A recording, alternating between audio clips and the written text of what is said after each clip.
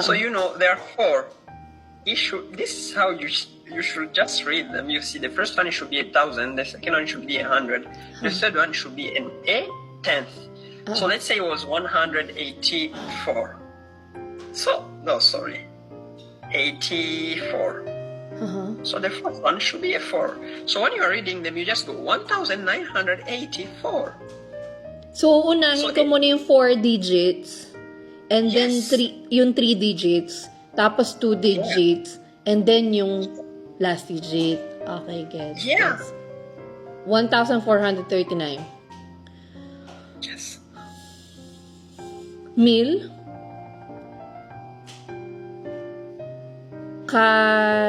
Katsang. Katsang. 39.